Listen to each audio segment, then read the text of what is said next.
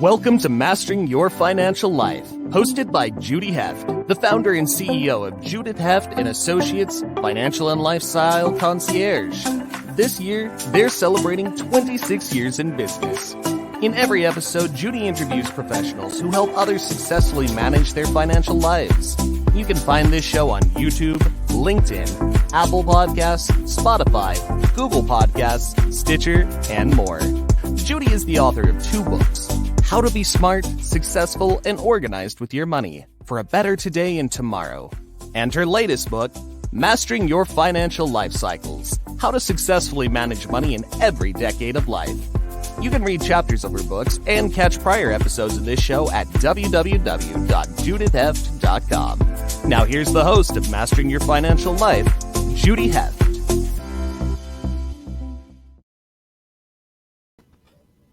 Hey there. Hey, David. I'm so excited to have you as my guest. I want to introduce you all to David Edwards. David is the president and founder of Heron Wealth, celebrating 29 years in business. I think he must have started when he was 10 because he doesn't look a day over 39. David and I have known each other for probably at least 10 years, and we share quite a few clients together. David's the president and founder, and they provide financial planning, investment advice, estate planning services to individuals and families across the United States and in Europe. So, David, thank you for being here. Do you want to introduce yourself a little bit? Good morning, Judy. Yes, I am David Edwards, president and wealth advisor of Heron Wealth based in New York City. Our clients are primarily business owners and senior executives. That's great. So I just have a few questions I want to ask you. So here's a good one. What do your clients worry about the most? So I like our clients an awful lot. They've all worked hard to build their businesses or worked hard to climb the corporate ladder. And they've got a pretty good life, but they worry about their financial future. And it stands to reason. Nobody flies jetliner aircraft unless they're pilots. Nobody does their own root canal. You hire a dentist for that. But what's odd is people are expected to understand everything there is to know about Federal Reserve policy, interest rates, foreign exchange, price earnings ratios, all this crazy stuff. And really, they don't want to do that. They want to find an expert like me and outsource it to me. And for your audience, Judy and I have many mutual clients, and they outsource their bookkeeping to Judy because who wants to be buried in checks all day? That's so true, David. I know. And you do such a great job because you take a personal interest with your clients. And that's what I love about you, or one of the things I love about you. So, so what do you think matters the most to them? I mean, obviously, honesty and integrity, those are important. But you're an RIA. Do you want to explain a little bit about what that is? You know what? I'll focus a bit more on what the clients really care about. Okay. I'm a registered investment advisor. We're regulated by the SEC. That's a higher calling, but the clients don't care about that at all. What the clients care about is, hey, can I send my kids to college? Hey, can I buy that second home? Hey, can I have that dream retirement? Hey, can I take care of my parents? And so when I started in this business a long time ago as a stock picker, I thought that what my clients cared about was investment performance. And it turns out they don't care about investment performance at all. They care about outcomes. Can I achieve all those goals that I just outlined? And the investment performance is a tool to get there, but it's not the purpose of the work that I do. So what happens when a client first prospects and first meets you? I say, for instance, someone like me, I refer a client to you. What's the process there? Yeah. So people are terrified of working with financial advisors because they've seen the movie Wolf of Wall Street and they think I'm that guy. And it actually amuses me because I started on Wall Street about 3 years ahead of Jordan Belfort. And I remember those days. You know, it was pretty nutty back in the 80s. But that era is long over. Anybody you deal with in my profession, whether they work for an RIA like me or JP Morgan or UBS or any other firms that offer financial advice, we are all held to extremely stringent standards of professional decor. So anyway, most people are terrified to speak to us. So we actually put on our website the 6 steps it takes to become one of our clients. And the first step is what we call the hot topic conversation. People don't look for financial advisors the way they look for restaurants. I'm hungry every day. I need a restaurant every day. They look for financial advisors a few times in their lives when they have a new baby or a new job, or they're going to retire, or they inherit money, or they have a windfall. And so on those occasions, they reach out to us and we ask them, what is your hot topic? Why did you call us today? And we collect some basic information over the course of a 45-minute call. And then we use that to create what we call the base case plan. It's not a complete financial plan. It's just enough information captured so that we can demonstrate that we've heard what the client has said and also show them some of our technological capabilities, which are very good.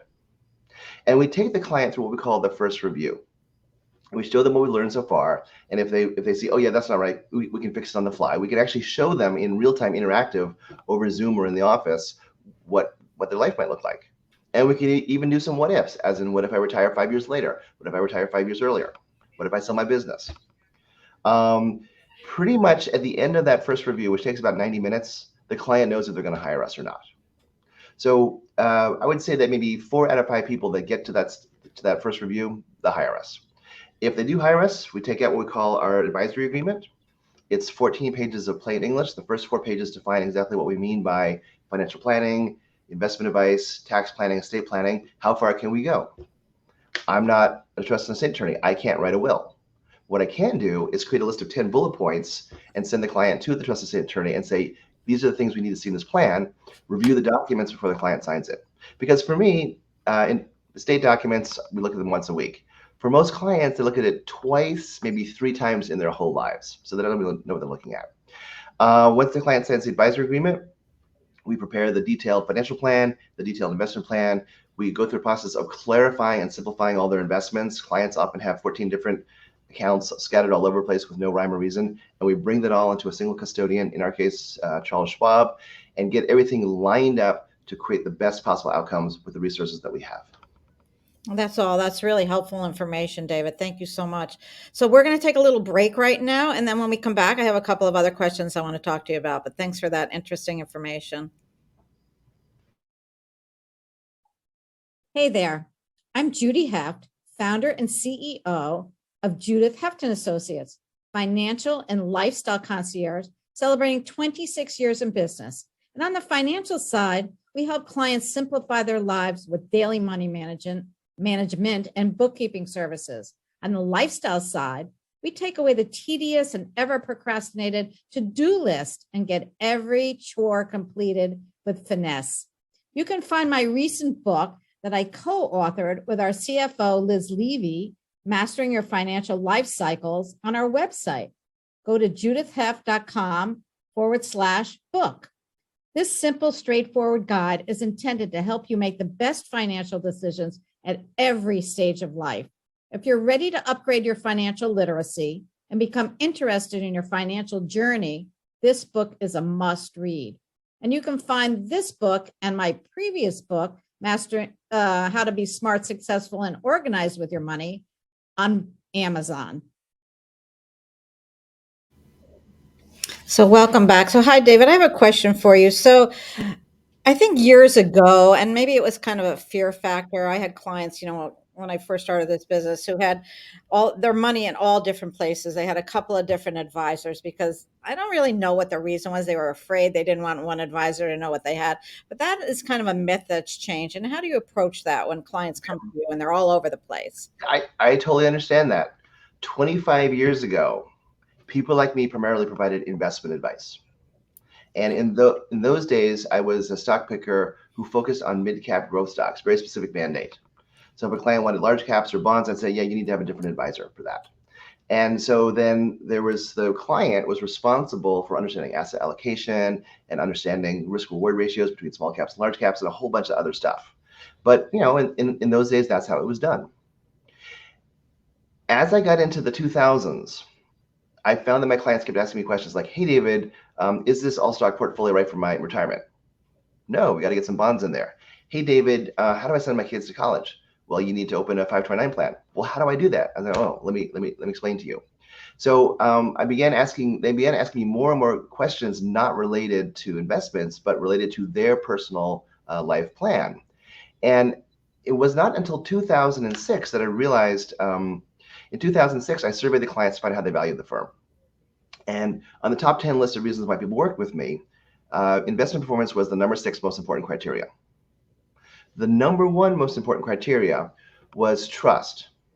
One client wrote, "Good news or bad, you'll never hear it. You'll always hear it first from Dave."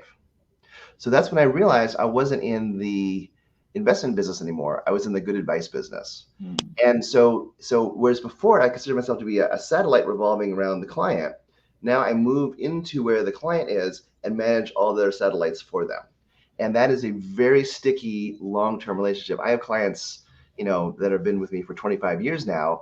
I manage the money of the matriarch and the patriarch. I manage the money of the adult children in their 50s and 60s. And now I'm managing the money of the grandchildren as they get out of college and get their first jobs and move forward in life and get married and buy their first homes. So we actually have a multi-generational process going. Well, that's great that you have that legacy going. They trust you enough to have you work with their children and their grandchildren. That's a wonderful testament to what you do and how you work, David. So I'm really thrilled for you.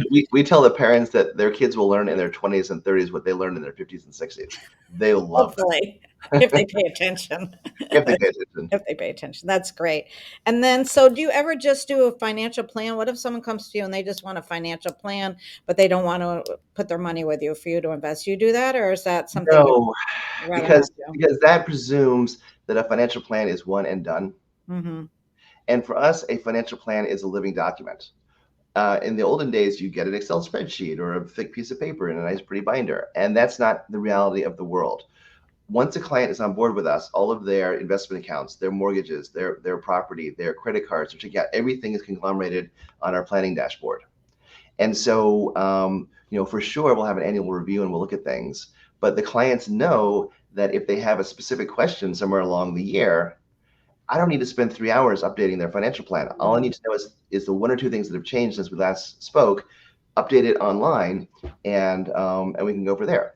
So, for example, one of my longtime clients is a business owner, and he's been contemplating the sale of his business for a couple of years now, and he has an offer that he thinks is very attractive. So we punched that number into his plan after taxes to find out what it would mean for his life. And what he wants to do is sell the business, work for a few more years for the acquiring company, buy a second home in Florida and a third home in Long Beach Island, and also travel to Europe. And I was able to show him that all of those options are feasible. That's great. That's great that you can do that. That gives him peace of mind too. He doesn't That have was to worry. that was a 30-minute conversation. That's great. He's lucky to have you on his team. Yeah. Well, this was great, David. Thank you so much for being here. Is there anything that you want to add that we didn't talk about? Let's just say that if you want to reach out to me, Yeah. It's David Edwards, president of Heron Wealth in New York City with clients across the United States. You can reach me directly on 800-99 HERON, 800-99 Heron. You can also visit our website, Heron, HERON, wealth.com. And you can also call me, you can also email me, David Edwards at heronwealth.com. That's great. Thank you so much. I'm sure that people will be reaching out to you because you gave a lot of good tips here today. Thanks for being a guest, David. I really appreciate it. It's always good to see you. You've been listening to Mastering Your Financial Life, hosted by Judy Heft. Thank you for your positive reviews, comments, and sharing this show with others. You can read chapters of Judy's books and catch prior episodes of Mastering Your Financial Life at www.judithheft.com.